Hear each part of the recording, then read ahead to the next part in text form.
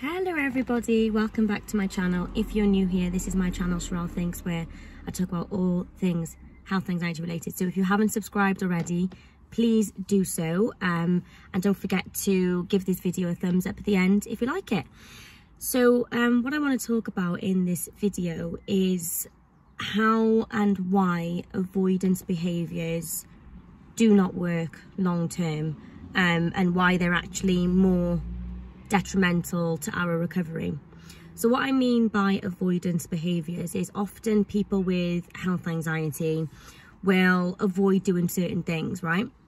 So I actually started out the complete opposite. So I was always seeking reassurance, I was always Googling, I was always checking my body, and then I turned into the avoidant type, where I didn't want to look at my legs, I didn't want to see any moles, or I didn't want to like lay a certain way so that I could hear my heartbeat in my ear, and so I would avoid that. And even sometimes, like holding my fiance's hand, I wouldn't like it because I would feel my own pulse and I didn't want to, and things like that.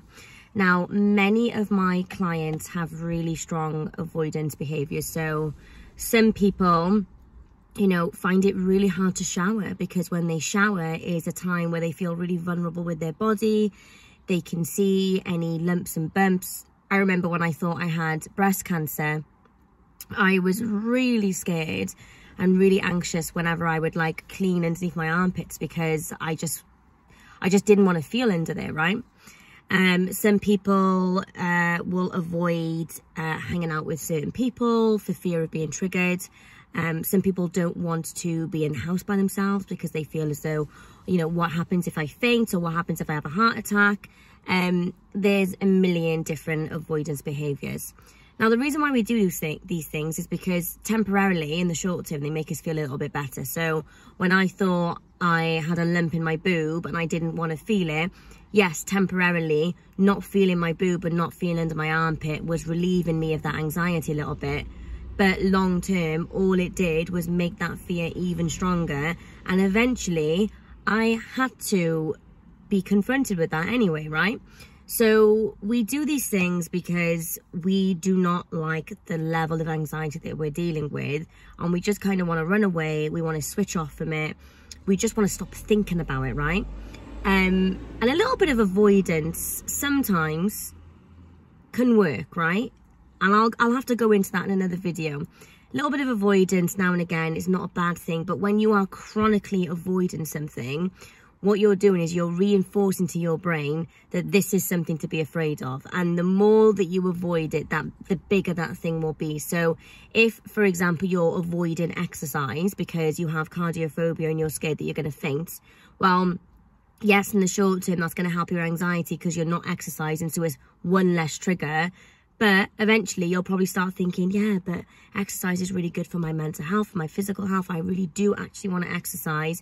And by not exercising, the fear will get stronger. You might get to the point where you don't even want to walk up a hill, you know, so the fear just kind of like grows and grows and grows and grows until it becomes this huge monster that is even bigger to grapple with. So with avoidance behaviours, we really do want to avoid them at all costs. I know that it's really difficult, and believe me, like when I say that, you know, I found it really hard to stop avoiding things. But what we need to do in these moments of panic is just to kind of, it's like baby steps, it's exposure therapy. So if, for example, the gym really frightens you because you have cardiophobia and you're really scared, well, you just got to start, you know, you got to work your way up. Like maybe the first time you go, you just go to the gym, you have a little look around. You may not even actually exercise, but you're just getting yourself in that environment, you know? And then the next time, perhaps you just do like a 2-minute walk on the treadmill, and then you think, right, that's enough for today. And then like, you know, eventually you build yourself up, right? That is like the easier and kinder approach to do it. Other therapists will disagree with me and they'll say, no, just go, you know, sprint on the treadmill until you're out of breath. Well, yes, that can also work, and they can kind of help get rid of the fear, but also it's kind of going to be like a deeply traumatizing experience. So I always think that gradually working on these avoidance behaviours is key. This is something that I really work on with my clients, because I believe that although avoidance behaviours might feel nice in the moment, long term they're not serving you any purpose. They're not going to help you. They're not going to help you get rid of the anxiety, it's just going to make it even worse. So, you know, it's one of those things where when I kind of realized that the avoidance stuff was no good for me, it was really difficult because they became a crutch, you know, and to think like, oh gosh, now I'm going to have to start working on this was really